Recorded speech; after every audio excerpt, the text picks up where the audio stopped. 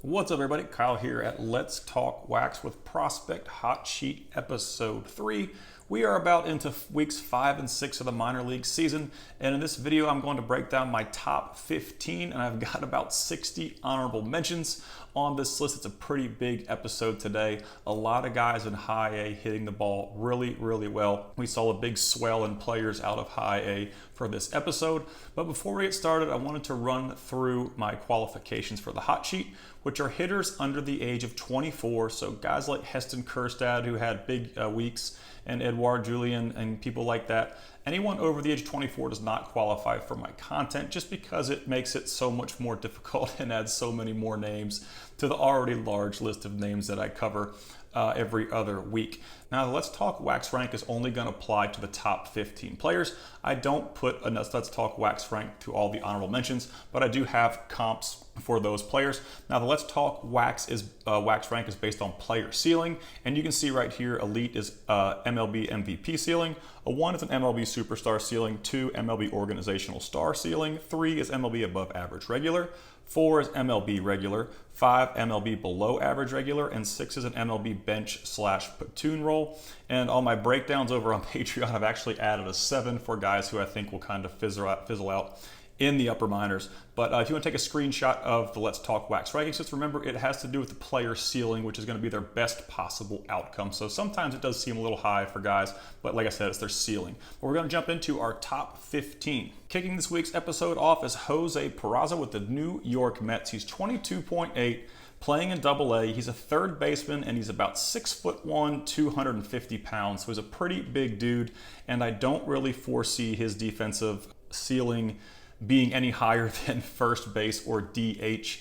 Now, he is off to a hot streak. You can see his K rate this season is 30.6. Last year in Double-A or High A, it was 23.9, so the Ks have really skyrocketed. He's hitting 282 with a 259 ISO, which was aided by the 4 home runs he hit over the last 15 days and the 6 doubles. Now, career-wise, he's only hitting 264 with a 158 ISO, so the power really hasn't come with Peraza over the years, but right now it's starting to show itself a little bit. His K percentage career-wise is 25.7, so a little high for me, but it's not terrible. It's kind of in that fringe range, but like I said, the 30.6 K rate as a nearly 23-year-old in Double-A is a little concerning right now, but he is hitting for some power. Now, he's not a top 100 rankee or organizationally ranked in the New York Mets system. Unfortunately, he is actually on the chopping block for my Let's Talk Wax rank, and I'm hoping that doesn't come back to haunt me.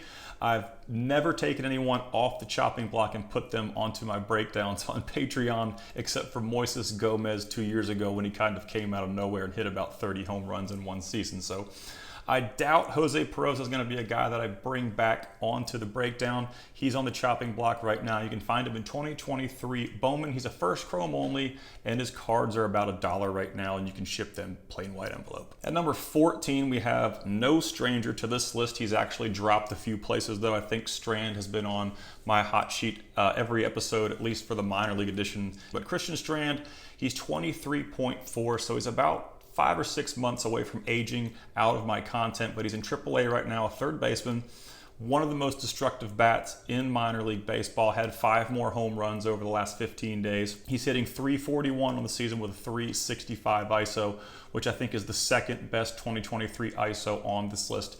And as I mentioned in the previous 2 episodes, some of the 2023 stats are going to be inflated just because the guys who started off the season really hot, that's the only sample that we have. We don't have their cold streaks mixed in there.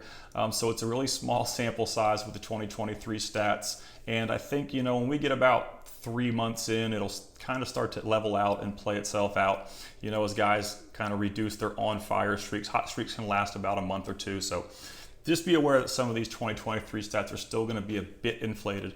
But he's got a 25.8% K rate this season. But the big thing that's starting to concern me with Strand is his aggressive approach at the plate. He's got an 11.5 K to walk ratio. So he's striking out 11.5 times for every time he takes a walk, if you're not really sure what the K to walk ratio means. He's got 9 home runs on the year, like I said, hitting for a ton of power.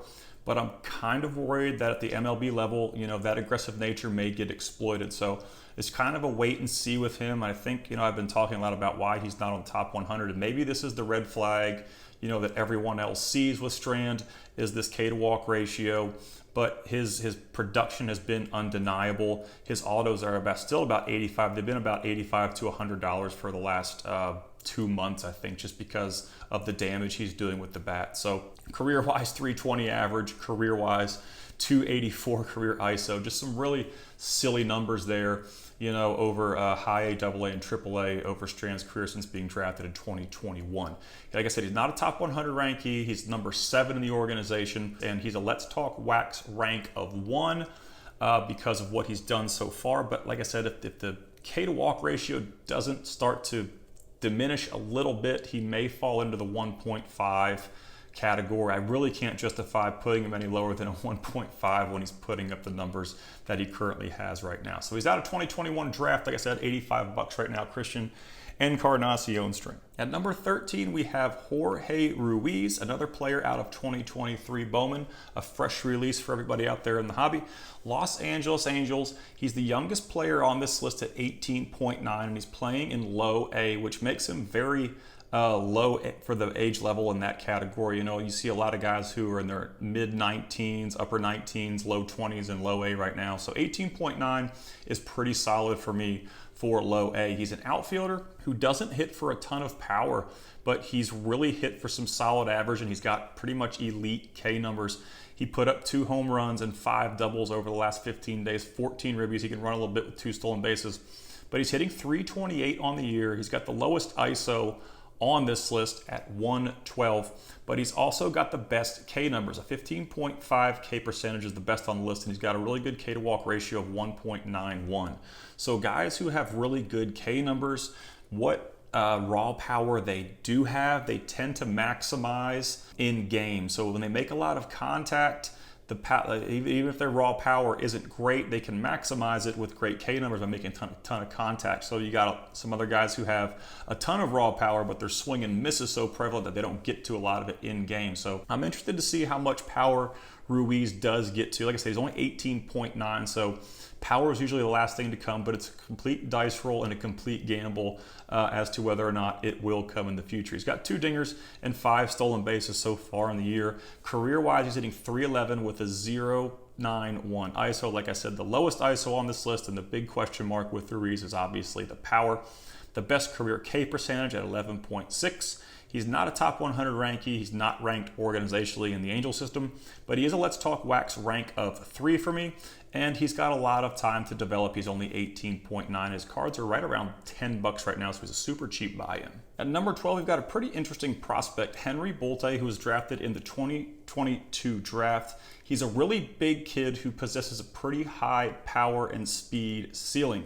The big problem with Bolte so far are his K numbers. I'm not sure how much power he's going to get to, as we just talked about Ruiz, guys who don't have a ton of raw power that maximize it with great K numbers, and there's guys who have a ton of raw power, but they don't maximize it in game because they don't make enough contact. So Henry Bolte's 19.8, playing in low A. He had a home run, a triple, 4 doubles, 12 RBIs, and 9 walks. Now the 9 walks is exciting because he does strike out a lot. On this season, he's hitting 263 with a 176 ISO, a 36.2 K percentage, a decent K to walk ratio of 2.27, a homer, and a stolen base. So career-wise, he's hitting 244 with a 112 ISO and a 40.7 K percentage. So what I'm seeing right now with Bolte is a lot more hype and a lot more projection than performance. For a guy who's striking out at a 36% rate, he's only got 1 home run on the year, and we're about 100 or so more plate appearances deep in the minor league season. His career ISO is a 112, and his career K numbers are even worse at 40.7 with the K rate. So he's a guy who's striking out a lot, and he's really not showing much in-game power, and it's most likely due to the strikeouts. So he's kind of an iffy prospect right now. He's a Let's Talk Wax rank of 4 for me because he's a huge risk. But if he can figure it out, if he can limit the Ks, he could run into some more power. But I don't usually see a lot of low minors players with bad strikeout numbers ever fix those strikeout numbers. They kind of just continue to trend and linger around their current position. Now, there are a few instances where they do improve, but it doesn't really improve often. When you strike out a lot in low A, it just tends to get more difficult as you move up and the strikeouts kind of pile on top. So he's number 11 in the organization still in the Oakland A's, which is, you know, probably like being number 30 in the Baltimore Orioles system. But he is ranked in the organization. Like I said, Let's Talk Wax rank of 4. His cards are redemptions. He's a $50 prospect base auto, and they're out of 2022 Bowman draft. At number 11, we've got Darell Hernaiz, who I messed up on the last video. He does not play for Baltimore anymore. He was traded to Oakland. He's 21.8 AA, a second baseman, had 2 homers, a triple, 3 doubles, and 11 RBIs. He's really having a great start to the 2023 season. He's playing way above his career numbers. He's hitting .356 so far with a 192 ISO. And that's the big number that sticks out for me. You can see his career ISO is 130. So he's really begun to run into some power at age 21 in AA. He's already got 4 home runs and 5 stolen bases. He's got really solid K rates, kind of a fringy K to walk ratio. I'd like the K to walk ratio to be under 2, but he does make a lot of contact, and he's more of a floor player for me. I could see him cracking the big leagues in Oakland. As an infielder, trying to crack the big leagues in Baltimore would be nearly impossible. Some of the top prospects they have in that organization, their infield is so crowded with guys who hit, play defense. It's a really tough organization on the infield right now as far as the minor leagues go. But in Oakland, he definitely has a better shot to get to the big leagues as an infielder, especially as a guy who's already pretty much going to be a second base ceiling type infielder. So really good career K numbers. He's hit for average across his whole career, off to a super hot start in AA. And he's a guy that I kind of pegged as a sleeper prospect out of 2022 Bowman, I think, when I did my sleeper video a year ago. He's not in the top 100. Organizationally, he's number 15 in Oakland's organization. I've got him as a Let's Talk Wax rank of 2.5. He's still pretty cheap at $10, but that's mainly because I feel like he's going to be a floor player, and he could surprise us all, you know, and come out and make it to the big leagues, and maybe the power continues to grow. But right now, I'm ranking him off of his current performance, and it's a 2.5. Now, if you guys enjoyed this content and you want to help support my channel, you can check out some of my exclusive stuff over on Patreon. It's only $5 a month, and you get perks and all kinds of exclusive content that no one else sees. You get access to Bowman Chrome autograph checklist breakdowns for all releases from 2019 all the way to 2023 Bowman, my personal top 100 Bowman Chrome autos list, a top 100 Bowman Chrome autos under $50 list where you guys can find some sleepers that you might want to bet on. I have a Chrome First and Chrome First auto searchable database, so you can look up whatever player you want to seek and find what release they were in. I have a private Let's Talk Wax Discord server, 24 hours early access to all my video info, and I run free monthly giveaways. And like I said, if you want to help support the channel and unlock some of my exclusive content, head over to Patreon. It's only $5 a month for the base level. At number 10, we have Leonard, Los Angeles Dodgers, 22.5 AA. Now, he was more of a utility guy last year in 2022, but he's played predominantly shortstop and DH this year in 2023. So I have him listed as a shortstop. He hit 400 with 3 home runs, 8 doubles, and 11 RBIs, which he much needed over the last 15 days because he is struggling quite a bit so far in 2023. His first month wasn't so hot, but this hot streak could kind of pick his numbers up. He's hitting 227 on the year, which is the lowest on this list, with a 155 ISO, which is just kind of power for me. Really good K numbers, 19.8 K percentage and a 192 K to walk ratio. And when you have really good K numbers, it always makes me very optimistic about cold streaks kind of fizzling out, and players who make a lot of contact, you know, tend to come around eventually. He could be going through a string of bad luck. I didn't check his batting average of balls in play, which would really help us to see how much bad luck he really is having. But he's got 3 homers and 2 stolen bases on the year. Career-wise, he's a 272 hitter, and that's probably where Leonard, you know, will max out, right in the 270 range. He hasn't shown really crazy power, 185 career ISO, and you can see right now he's sitting around 155. 19.8 K percentage. So he's kind of a lot like Hernaiz. I like Hernaiz a little bit better, but kind of a floor guy who can play anywhere on the infield, has great K numbers, doesn't strike out a ton, but it's really tough to climb to the major league level in the Los Angeles Dodgers organization.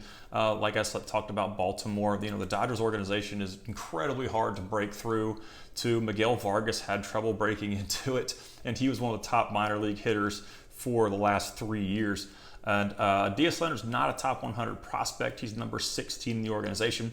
I gave him a Let's Talk Wax rank of 3.5, and he's another cheap guy for $10 out of 2022 Bowman. At number 9, we have Yanquiel Fernandez out of 2022 Bowman Chrome, and he was one of my favorite players out of this release. But he was sent to low A this year. He's 20.4. He struggled in low A for a couple weeks, and they actually promoted him to high A Spokane, where he has taken off, hitting .370 with 4 home runs, a triple, 2 doubles, and 14 RBIs. Now, before I go any further, I want to give a shout out to Enforcer in my Discord server, who puts out daily updates on how everybody in the minor leagues is playing. He's probably maybe even a bigger stat nerd than me, but he broke down some data. Spokane is a very hitter-friendly park, and he kind of broke down data of Yanquiel Fernandez's batting average and his numbers at Spokane and his numbers on the road, and there was a very intriguing difference of how inflated his numbers were at his home field in Spokane. So it was some interesting data to see, and you can kind of apply it to Jordan Beck because he's also in high A with the same team. But shout out to you, Enforcer, for breaking that down for us. Spokane is a pretty hitter-friendly park, and Yanquiel Fernandez is definitely taking advantage of that right now this month. He's hitting .291 on the season with a .209 ISO, 22.6 K percentage.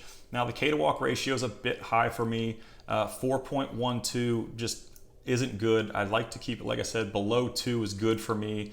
In the 2 to 3 range is just okay, but when we get into the 4s, the 5s, and the 6s, that's when it kind of becomes a little excessive and I start to worry about their aggressiveness at the plate. 6 home runs, 0 stolen bases. Now he's a big bat. He's not going to play amazing defense, but he's got a great hit tool. He's got a .296 career batting average with a .216 career ISO, and like I said, the 19.8 career K percentage. So if he can continue to trend up, we may see Fernandez in AA by the end of the year. There's no telling what happens. Like I said, he got off to a really bad start in low A, but they promoted him anyway, and he started to hit in Spokane. He's not a top 100 prospect yet.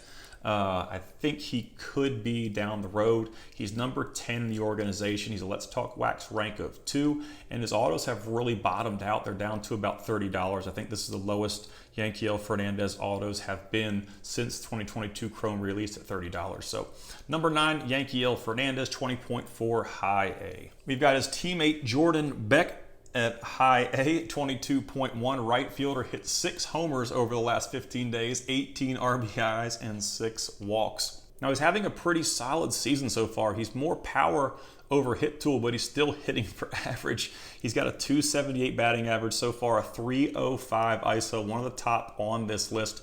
Pretty solid K percentage, 21.0, and I said I put everything in red that's under 20, so he's really close to that. A 2.5 K to walk ratio is just a bit high. 9 home runs, 1 stolen base, so he's having a really good year so far in high A. And like I said with Fernandez, it could be the park he plays in, but we'll have to see what happens when he gets promoted to AA, which I really think he could because he's absolutely mashing right now. Career-wise, he's hitting .286 with a .250 ISO and a 19.7 K percentage. Now, he's not a very big sample size guy. He was a 2022 draftee, and like all 2022 draftees, we've only got about, I would say, 200 to 250 plate appearance sample size for most of these guys. So not a huge sample size, and they become a bit risky, but he looks like he's being pretty consistent with his career numbers so far in high A. He's not ranked in the top 100. He's a number 9 in the Colorado Rockies organization. For me, he's a Let's Talk Wax rank of 3, and like I said, you can find him about 2022 draft for around $70. And correct me if I'm wrong, I think that the Jordan Beck redemptions have shipped.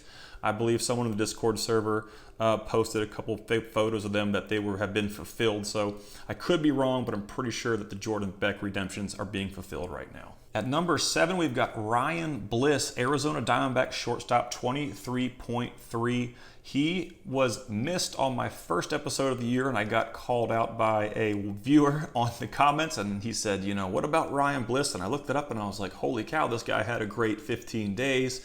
And sometimes I do miss guys when I'm sorting through so many prospects, but he was a guy I missed on the first hot sheet. He actually made the second hot sheet, and he is at number 7 today on the third hot sheet. So Ryan Bliss is having an incredibly hot start to the 2023 season. He's a speed power prospect for sure. He's hitting 406 right now on the season, highest on this list with a 266 ISO. So he's putting up like Dylan Cruz numbers, but he's doing it in the minor leagues. He's got a 20.1 K percentage, a 4.5 K to walk ratio, which is a little concerning. That's kind of in the high range for me.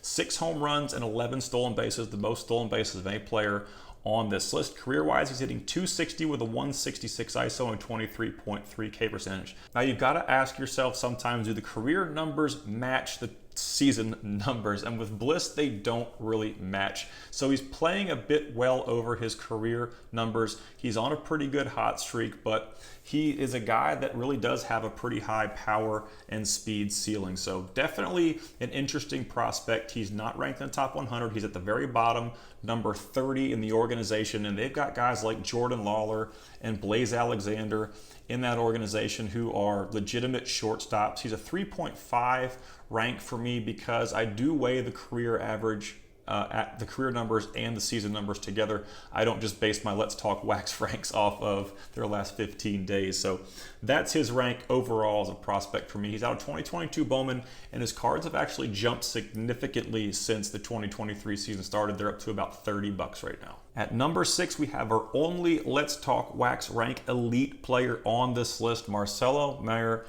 Boston Red Sox, 20.5, high A for now. I think he'll be in double A by the end of the season. He's a shortstop, obviously one of the best shortstops coming out of the 2021 draft. He was actually pegged as the best defensive shortstop in that high school class, and his bat has just been improving significantly since being in the minor leagues. He didn't really tear up 2021. He hit a lot better in 2022, and now he's just straight mashing in 2023. So the offense is kind of playing up with the defense. He's got a 24.3 K percentage so far, hitting 324 with 235 ISO, 4-4 on homers and stolen bases. There's really no red flags in his lines. 287 career average, 207 career ISO. And this is just, I think, going to be a really special kid. He plays in a very popular organization, and his cards are still around $250. You're not going to get Boston Red Sox top prospects for very cheap. I think Miguel Bleis is the number 2 prospect, and his stuff's really expensive too. So Marcelo Mayer, most of you guys have heard about him. If you haven't, go check him out. He's a pretty special player. Top 100, he's number 5. Organizationally, he's number 1. Like I said, he is the only elite ranked prospect on this episode. 2021 draft, and they're $250 autos. You are going to have to pay for him. All right, now before we get into our top 5, I promised you lots of honorable mentions, and we've got a grip of them. I'm not going to go over every single guy on the honorable mentions list. I kind of just use this as an informational tool for you guys to see who's hot, what release they're out of, how much they're comping for right now, their age and their level, their position. And like with a lot of my content, I really don't like to say buy this, buy that, sell this, sell that. I did a little bit of that early in my YouTube career, but I really kind of cringe at those videos now. It's really hard to predict the market. The fun thing about prospecting is no one knows the real answer, which is what makes it so fun. It's all a gamble. But what I try to do with this channel is give you guys all the information you need to make your best decisions on who you want to go after, who you like, who you don't. It's all up to you, but here is the information for honorable mentions. If you guys want to grab a screenshot of each of these screens, there's so many of them, and you can go back and reference them later, along with the Let's Talk Wax ranking system. I've also got all the breakdowns over on Patreon. You guys can kind of check them out over there too if you want to help support the channel. But we've got, like I said, we've got a grip of guys in high A. We've got several guys in double A as well, but the predominance of the honorable mentions was in high A this past 15 days. We didn't have a whole lot of players out of low A, but like I said, high A was really action-packed. I've actually got 2 full cards for high A, and I'm just gonna flash these up there. Like I said, I'm not gonna go over every name, and if you guys wanna grab screenshots of these and jump back in and reference them later, that's fine. But if I were to make a video with covering all these players, it would probably be 3 hours, and some of you guys would hate me, because if you're as busy as me, you really don't have 3 hours to spend watching a YouTube video. That's going to bring us to our top 5. And at number 5, we've got Drew Gilbert, one of the hotter bats in minor league baseball right now. Recently promoted to double A, and up there he's hitting .292 with 3 doubles. His line for the last 15 is only going to be his high A stats, where he hit 3 home runs, 3 doubles, 10 RBIs, and hit .455. And like I said, he's been promoted to double A. He's having a solid go at it so far, hitting .292.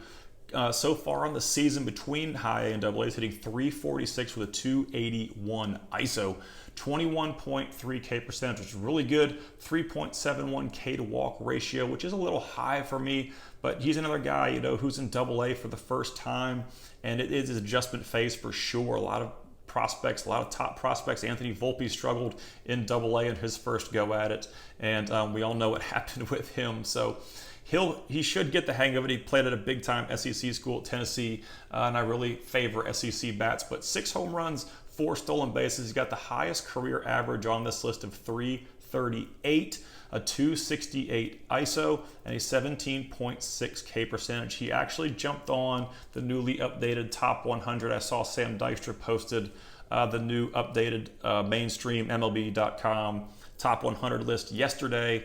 I actually have that in the Facebook group linked, or you guys can just go check it out at MLB.com. But they did update the top 100, and it's a pretty solid job. They do a really good job over there of getting the right guys on that list. So great work, and thank you for that. Number 1 in the organization, and Houston's pretty loaded in the outfield in the minor leagues, but Gilbert is by far the favorite right now. He's a 1.5 Let's Talk Wax rank for me. 2022 draft, and like I said with these 2022 draft guys, they do all have a small sample size just because they were drafted last summer. So their career numbers may be a bit inflated, but they are small sample sizes. But he's done nothing but hit since being drafted, so he's definitely a guy to check out. 2022 draft, he's around $80 right now. At number 4, we've got Colton Causer repeating in the top 5 for the 2nd episode straight. So over 4 weeks, he's been in the top 5 in performance. He's hit 3 home runs, 3 doubles, 9 RBIs, and had 14 walks, 17 for 39, 436 over the last 15. Absolutely crushing this year. He's got a 336 average with a 231 ISO. And Causer was a guy coming out of Sam Houston State that was mainly known for his hit tool and his defense. I didn't see a lot of power projection with him, but he spent the last 2 years hitting for power. And he's really kind of blossomed as one of my favorite Orioles prospects. And I put a poll up in my Facebook group last night, you know, asking about Causer and Kjerstad. And I just really like Causer because he provides so much more than Kjerstad. They're both big bats, but defensively, I think Causer's got the upper hand. He can steal bases. He can play exceptional defense in the outfield. And Kjerstad is more or less just a big bat who's going to kind of clog up a corner outfield spot. Both great players, but I voted for Causer in that pool just because of the last 2 years. He's 21.8 K percentage, the lowest K to walk ratio on this list, 1.08. So he's striking out almost as many times as he's taking a walk, which is really, really good. If you see a sub-0 K to walk ratio, that's just elite in my opinion. Anybody who takes more walks than strikeouts has it figured out approach-wise in the box. But he's got 7 home runs so far, 5 stolen bases on the year, a 304 career average. And like I said, he really wasn't a power prospect on my radar. He's got a 186 ISO, which is career ISO, which is kind of fringe. But over the last 2 years, he's really kind of ramped up the power numbers. 24, actually the last year and a half, the front half of 2022, he didn't really hit for a ton of power. It kind of came on the back half and the beginning of this year. 24.7 career K rate. Now he's at number 31 prospect on the top 100. He's number 3 in an absolutely stacked Orioles system, like I mentioned on the last video. I give him a Let's Talk Wax rank of 1. That ceiling, he may never be an MVP or all-star caliber player, but he's going to be a really solid big leaguer, I think. And that's kind of why I put the ceiling on there, because best possible case scenario, you know, Colton Causer is a perennial all-star. But what I see with him is just a really solid MLB player. But like I said, the Let's Talk Wax ranks are based on ceiling. So he is a number 1. 2021 Bowman draft, that product, that release is really actually starting to heat up. We've got several guys on this hot sheet coming out of 2021 draft, and that was kind of a release that I didn't think was going to pan out so well down the road, but it's actually turning out to be a pretty solid release. His autos are around $75 right now. And like I said, he's a guy I think that's going to be a really solid big leaguer for the Orioles down the road. At number 3, we've got Hunter Goodman, Colorado Rockies, 23.5, another guy out of 2021 draft. He was a guy who started the 2022 season in low A. He was like 22 years old and playing in low A. He hit a ton of home runs. He got promoted to high A. He hit a bunch more home runs. He got promoted to double A, I think, in 2022, and his production kind of flatlined. And that was my big worry with Goodman, because he wasn't age appropriate at low A or high A last year. What would happen when Hunter Goodman got to double A? Well, we're starting to see right now what's happening with Hunter Goodman in double A. He's absolutely mashing. And the Rockies have pretty much taken him out of contention for catcher. He's been playing a lot of outfield, first base, DH. I don't think the Rockies are looking to put him behind the plate. I really think they're looking to accelerate his bat to the major league level. They're very high on Drew Romo defensively, whose hit tool does not really compare to Goodman's. But like I said, I think the Rockies are banking on Drew Romo, you know, kind of being the future catcher of that system with his defensive capabilities. But back to Hunter Goodman, who's hitting .271 on the season with a .393 ISO, the highest on this list. He's already got 12 home runs. I think he's got the most home runs in AA among players under 24.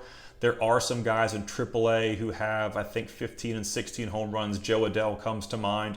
But those guys have also played for about 3 more weeks than AA. So he is absolutely mashing. He's not going to steal bases. Like I said, he's got a very low defensive ceiling. That's the big catch right here. He's got a career .291 batting average, a career .292 ISO, which is just really, really good.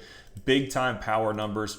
And like I said, he has hit for power since being drafted, but the exciting part is now he's doing it at an age-appropriate level. Now, unfortunately, he will age out of my content after 2023 season because he's 23.5, but hopefully he does receive a call-up by that time. He's not ranked in the top 100. He's number 14 organizationally, and he's a number 2 for me on Let's Talk Wax rank solely because of his offensive ceiling. He could be a big power bat for the Colorado Rockies, and it would play well in that park.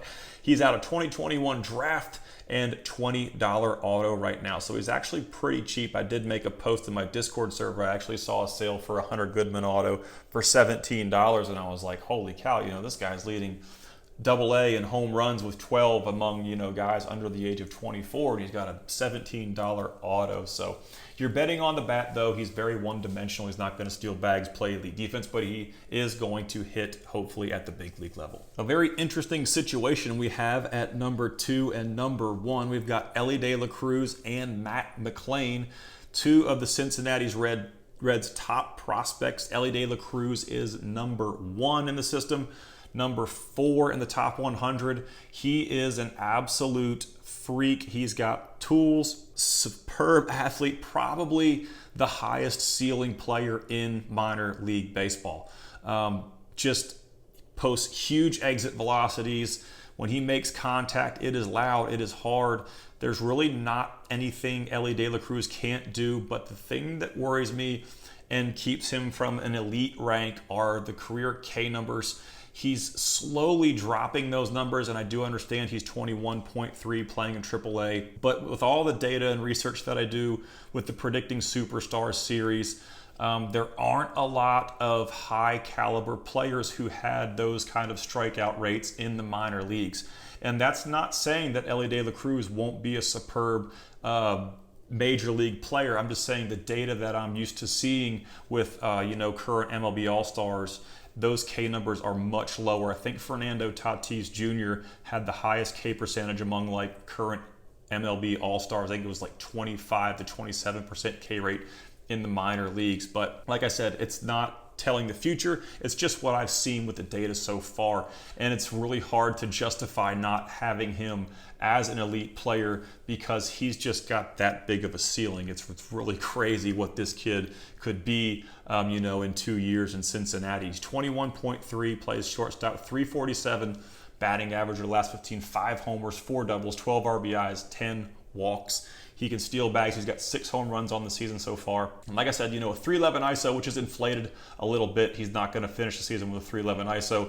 And if he does, I'll kick myself in my own rear end. But like I said, the 2023 season stats for all these guys are still a little inflated.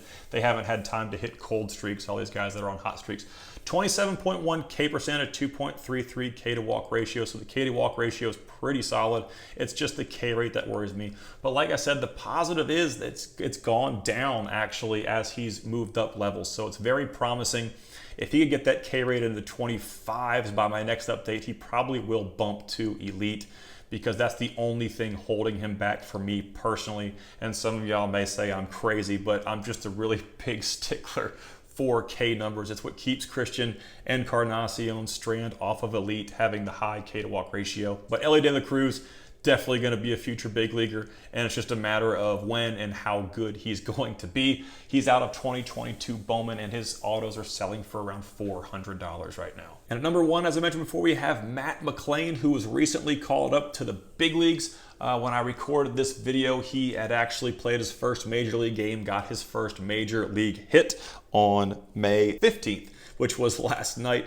You guys may not be getting this video until the 16th, but Matt McLean has kind of been a more power over hit prospect. He's always had the speed power package in his back pocket.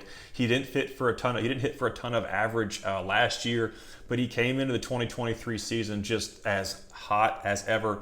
And like I said, he's always hit home runs. He's always hit for power. He's always stolen a ton of bases, but he's got the K numbers, a sub 20 K percentage, a sub 2 K to walk ratio.